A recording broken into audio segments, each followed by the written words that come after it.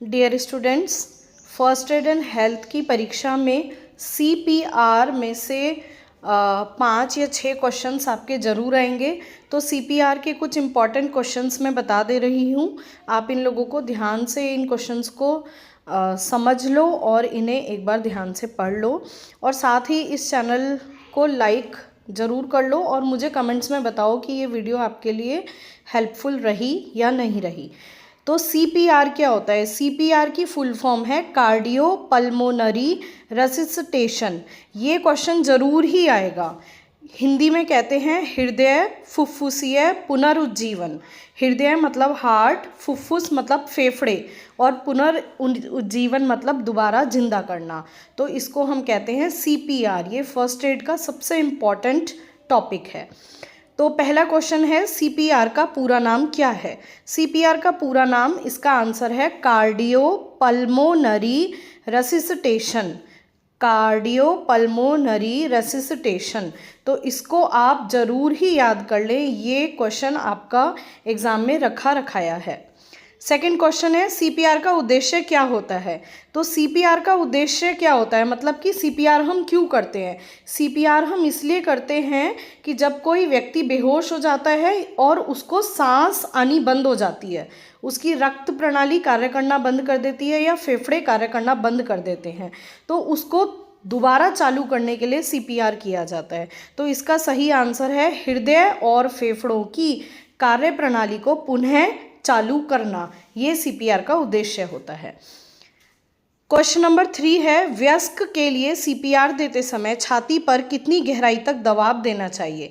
CPR जो होता है वो हम दोनों हाथों की हथेलियों से, जो हमारा सीना होता है या छाती होती है, उसके ऊपर दबाव देकर किया जाता है। तो CPR देते समय कितना दबाव बनाना चाहिए? CPR देते समय 5 सेंटीमीटर तक छाती अंदर जानी चाहिए। नेक्स्ट है, CPR के दौरान वयस्क में सीने पर दबाव कितनी बार देना चाहिए? जब हम CPR करते हैं तो जो हमारी चेस्ट पोर्शन होता है उस पर हम कितनी बार दबाव दें? तो हमें, जब हम किसी एडल्ट मतलब कि किसी वयस्क जवान व्यक्ति के ऊपर CPR करते हैं तो हमें 1 मिनट में 100 से 120 बार दबाव देना चाहिए। ये क्वेश्चन भी आपका रखाया है, इसलिए इसको आप रट लीजिए। नेक्स्ट है, CPR का पहला चरण क्या होता है? CPR का पहला चरण होता है सहायता के लिए कॉल करना। जब भी हमें कोई दुर्घटनाग्रस्त व्यक्ति मिलता है तो किसी भी दुर्घटना का सबसे पहला चरण यही है कि हम सबसे पहले कॉल करके डॉक्टर को या एम्बुलेंस को बुला लें। नेक्स्ट क्वेश्चन है, CPR की ABC का सही क्रम क्या है? ये क्वेश्चन भी आपका रखाया है। या तो वो ABC का सही क्रम पूछ सकते हैं या ABC की फुल फॉर्म पूछ सकते हैं। तो आप ध्यान से देख लीजिए, इसका सही क्रम जो है वो है CAB। ABC का जो सही क्रम है वो क्या है? CAB। C का मतलब होता है सर्कुलेशन, A का मतलब एयरवे, और B का मतलब ब्रीदिंग। सर्कुलेशन मतलब रक्त संचार, एयरवे मतलब हवा का आना जाना, श्वास का आना जाना, और B का मतलब होता है ब्रीदिंग मतलब श्वास लेना। एयरवे का मतलब होता है नाक और मुंह खुले रहना। तो इस तरह से CAB हमारा सही क्रम है। ये क्वेश्चन 100% आएगा। नेक्स्ट है, बिना प्रशिक्षण प्राप्त व्यक्ति को केवल क्या करना चाहिए? अगर आपको प्रशिक्षण नहीं प्राप्त है CPR का तो आपको क्या करना चाहिए?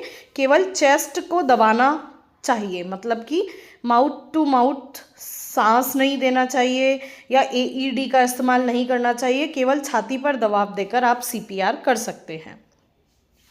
उसके बाद नेक्स्ट क्वेश्चन है जो कि बहुत इंपॉर्टेंट है, मुंह से सांस देने और छाती पर दबाव का सही अनुपात क्या है एक वयस्क व्यक्ति के लिए? तो इसका सही आंसर है 30:2। 30 बार दबाव देंगे, 2 बार मुंह से सांस देंगे। तो ये बहुत इंपॉर्टेंट क्वेश्चन है। नेक्स्ट है, CPR कब देना चाहिए? ये भी बहुत इंपॉर्टेंट क्वेश्चन है। CPR कब देना चाहिए? जब व्यक्ति की नब्ज और सांस दोनों बंद हो जाए, यानी कि जब व्यक्ति सांस ना ले पा रहा हो तब हमें CPR देना चाहिए। CPR देने से पहले क्या करना जरूरी होता है? इसका आंसर है सुरक्षा की जांच, प्रतिक्रिया की जांच और मदद के लिए कॉल करना। जब भी हम किसी की सीपीआर करना स्टार्ट करते हैं तो हमें सबसे पहले सुरक्षा की जांच करनी चाहिए। किसी भी फर्स्ट एड का कोई भी क्वेश्चन आता है, अगर उसमें पूछा जाता है सबसे पहले क्या करना चाहिए, तो सबसे पहले सुरक्षा की जांच की जाती है। किसकी सुरक्षा की? जो रोगी है, मतलब जो दुर्घटनाग्रस्त व्यक्ति है उसकी सुरक्षा, और जो प्राथमिक चिकित्सा दे रहा है उसकी सुरक्षा। क्योंकि प्राथमिक चिकित्सा देने वाला ही सुरक्षित नहीं रहेगा तो फिर वो दूसरे व्यक्ति को कैसे बचा पाएगा। और दूसरा होता है प्रतिक्रिया की जांच, यानी कि हम रोगी से बात करके देखते हैं कि वो होश में है या नहीं, इसे कहते हैं प्रतिक्रिया की जांच। और तीसरा होता है मदद के लिए कॉल करना, यानी कि हमें एम्बुलेंस को कॉल करनी चाहिए। नेक्स्ट है सीपीआर देने में सबसे पहले क्या जांचना चाहिए। जब भी हम सीपीआर देना शुरू करना चाहते हैं तो क्या जांचना चाहिए? सबसे पहले हमें व्यक्ति की प्रतिक्रिया, मतलब उसका रिस्पॉन्स देखना चाहिए। सीपीआर में एयरवे का क्या अर्थ होता है? सीपीआर में एयरवे का मतलब होता है मुंह और गले का मार्ग खुला है या नहीं। क्योंकि अगर हमारी नाक या मुंह का द्वार बंद होगा तो फिर हम वैसे भी सांस नहीं ले पाएंगे, चाहे कितनी भी सीपीआर दे दें। सीपीआर की शुरुआत किस स्थिति में की जाती है? सीपीआर की शुरुआत तब की जाती है जब व्यक्ति बेहोश होता है और उसे सांस नहीं आ रही होती। यदि व्यक्ति को हल्की सांस आ रही है तो क्या सीपीआर देना चाहिए? नहीं देना चाहिए। सीपीआर करते समय छाती पर हाथ कहाँ रखते हैं? छाती के बीच में एक स्टर्नम एक हड्डी होती है बीच की, उस हड्डी पर हमें सीपीआर देना चाहिए। यदि एईडी की फुल फॉर्म जरूर आएगी बेटा। एईडी ऑटोमेटिक एक्सटर्नल डिफिब्रिलेटर, ये एक बिजली का झटका, हल्का झटका देने का एक इक्विपमेंट होता है जिसको हम कहते हैं एईडी। ए से ऑटोमेटिक, ई से एक्सटर्नल, डी से डिफिब्रिलेटर। अगर ये उपलब्ध है तो हमें क्या करना चाहिए? तो हमें सीपीआर नहीं देना चाहिए, हमें पहले एईडी देना चाहिए। सीपीआर करते समय सिर पीछे झुकाने से क्या होता है? जब हम सीपीआर करते हैं तो जो मरीज होता है उसका जो सर होता है वो हल्का सा पीछे की ओर होना चाहिए। इससे क्या होता है? इससे जो हमारा सांस का जो नली होती है वो खुली रहती है। सीपीआर के प्रत्येक चरण में कितनी बार छाती पर दबाएं और कितनी बार सांस दें? ये पहले भी क्वेश्चन आ चुका है, ये बहुत ही इंपॉर्टेंट है। तो हमें 30 बार दबाव देना है, 2 बार मुंह से सांस देनी है। और वैसे सीपीआर 1 मिनट में 100 से 120 बार दिया जाता है। सीपीआर में सबसे महत्वपूर्ण तत्व क्या माना जाता है? सीपीआर का सबसे महत्वपूर्ण तत्व है प्रभावी और निरंतर दबाव, यानी कि हमें हर बार एक जैसा और लगातार दबाव देना है, तभी सीपीआर प्रभावी हो पाएगा।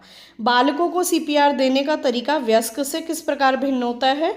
जो हमारे छोटे बच्चे होते हैं, इन्फेंट 1 या 2 साल के बच्चे या उससे भी छोटे बच्चे, उनको पूरे हाथ की हथेलियों से सीपीआर नहीं दिया जाता, उनको केवल एक हाथ की 2 उंगलियों से दबाव दिया जाता है। तो यही इसका फ़र्क है। तो बच्चों ये क्वेश्चंस बहुत इंपॉर्टेंट हैं, इनको आप अच्छे से 1-2 बार वीडियो को देख लो ताकि इसमें से आपके 4 या 5 क्वेश्चन तो ज़रूर ही आ जाएंगे।